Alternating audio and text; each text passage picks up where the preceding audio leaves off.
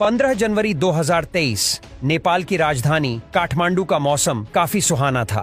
त्रिभुवन अंतर्राष्ट्रीय हवाई अड्डे से उड़ान भरने वाली यति एयरलाइंस की फ्लाइट 691 उड़ान के लिए तैयार है। फ्लाइट की फर्स्ट ऑफिसर अंजू खातीवाड़ा के लिए भी ये एक काफी खास दिन है, क्योंकि फर्स्ट ऑफिसर के तौर पर इनकी ये आखिरी उड़ान थी, जिसके बाद ये कैप्टन बन जाएगी। पेशे से नर्स रह चुकी अंजू के पति भी एक पायलट थे, जिनकी साल 2006 में दर्दनाक फ्लाइट हादसे में मौत हुई थी। इसी वजह से अंजू ने पायलट बनने का डिसीजन लिया था। इस फ्लाइट को त्रिभुवन एयरपोर्ट से पोखरा इंटरनेशनल एयरपोर्ट जाना था, जिसे 1 जनवरी 2023 के दिन लॉन्च किया गया था। इसे पुराने डोमेस्टिक एयरपोर्ट से सिर्फ 3 किलोमीटर की दूरी पर बनाया गया है। इस एयरपोर्ट पर 2 रनवे हैं, रनवे 12 और रनवे 30, जिसमें से काठमांडू से आने वाली फ्लाइट्स रनवे 30 पर लैंड करना पसंद करते हैं, क्योंकि ये एक स्ट्रेट लाइन है। फ्लाइट की फर्स्ट ऑफिसर अंजू खातीवाड़ा के पास 64 घंटे का फ्लाइट एक्सपीरियंस था। वहीं फ्लाइट के सीनियर कैप्टन कमल कैसी के पास 22,000 घंटे का फ्लाइट एक्सपीरियंस था। काठमांडू से पोखरा के बीच सिर्फ 150 किलोमीटर की दूरी है, जिसे कवर करने में फ्लाइट को सिर्फ 28 मिनट लगते हैं। आज की उड़ान के लिए 72500 विमान का इस्तेमाल किया जाना था। ये एक टर्बोप्रोप रीजनल एयरलाइनर है, जिसे खास तौर पर कम दूरी की उड़ान के लिए डिजाइन किया गया है। ये विमान 16 साल पुराना है, जो पहले भारत के किंगफिशर एयरलाइन के पास था, फिर थाईलैंड की नौकेयर के पास था और 2019 में नेपाल की येती एयरलाइंस ने इसे खरीद लिया। फ्लाइट को पैसेंजर्स के लिए तैयार करके फ्लाइट अटेंडेंट एक टिकटॉक वीडियो भी बनाती है, जिसके बाद धीरे धीरे करके 68 पैसेंजर्स फ्लाइट में सवार हो जाते हैं, जिनमें से 4 भारतीय पर्यटकों का एक ग्रुप भी था, जो कि अपनी इस इंटरनेशनल जर्नी को सोशल मीडिया पर लाइव स्ट्रीम कर रहा था। सुबह के करीब 10:25 पर यह फ्लाइट रनवे पर आ जाती है और 10:33 पर काठमांडू से उड़ान भरती है। ये उस दिन की तीसरी फ्लाइट थी, यानी कि सुबह के 10 बजे के अंदर ही यह फ्लाइट एक बार पोखरा से काठमांडू वापस गई और अब अपनी तीसरी उड़ान में या फिर से पोखरा जा रही थी, जहां फ्लाइट लैंड करते ही फर्स्ट ऑफिसर अंजू खातीवाड़ा को प्रमोशन मिलना था। आइए अब दोनों पायलट के बीच में बने सेंट्रल कंसोल पर एक नजर डालते हैं, जिसकी आज की घटना में काफी अहम भूमिका होगी। यहाँ बाएं और एक ब्रेक लिवर है, जिसके आगे पावर लिवर है, और दाई और फ्लैप लिव है, जिसके पास में 2 कंडीशन लिवर है, जिनका उपयोग प्लेन की दोनों विंग्स पर लगे प्रोपेलर की ब्लेड्स को टर्न करने का होता है। जब लिवर फॉरवर्ड पोजीशन में होता है तो प्रोपेलर फोर्स पैदा करते हैं, और जब इन्हें बैकवर्ड पोजीशन में पुश किया जाता है तो प्रोपेलर टर्न हो जाते हैं और फॉरवर्ड फोर्स पैदा नहीं करता। अब अगर प्लेन टैक्सी वे से होते हुए रनवे पर आता है या फिर इंजन फेलियर के दौरान हमें फ्लाइट को थोड़ा और उड़ाना होता है, तब इन प्रोपेलर्स को टर्न कर दिया जाता है, ताकि फ्लाइट पर एडिशनल फोर्स पैदा ना हो। बात करते करते प्लेन पोखरा इंटरनेशनल एयरपोर्ट के पास पहुंच जाता है। तभी कैप्टन पोखरा एटीसी से कांटेक्ट करते हैं।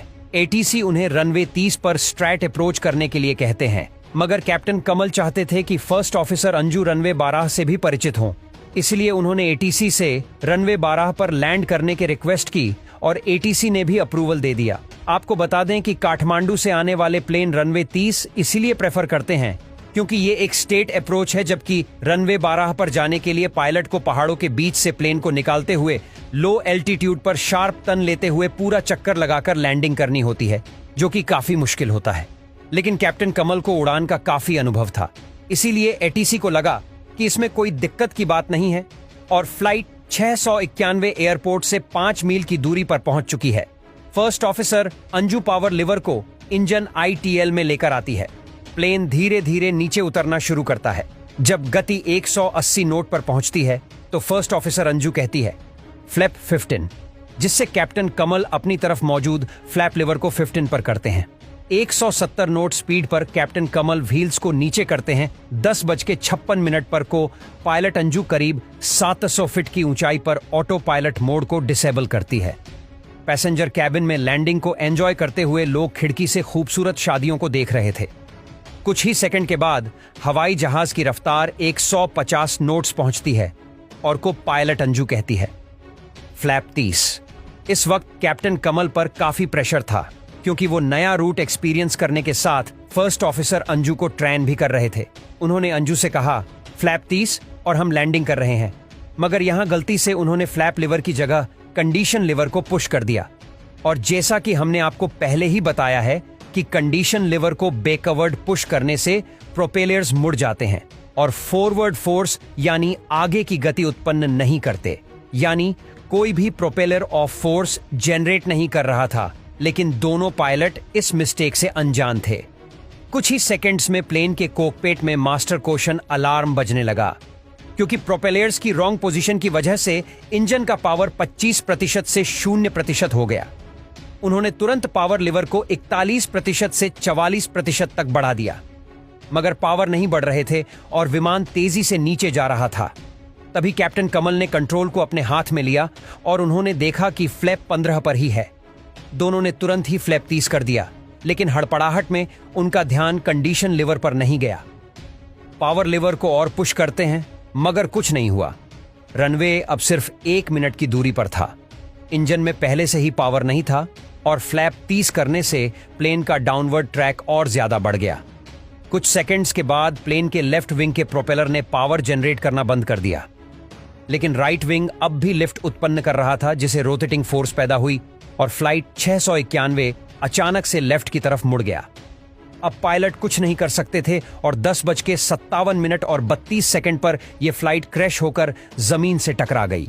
यह इंपैक्ट इतना ज्यादा था कि बड़ा धमाका हुआ और प्लेन आंख के गोले में तब्दील हो गया। इस हादसे में first officer Anju Khatiwada, senior captain Kamal, कैसी 2 क्रू मेंबर्स और 68 पैसेंजर समेत कुल 72 लोगों की जान चली गई।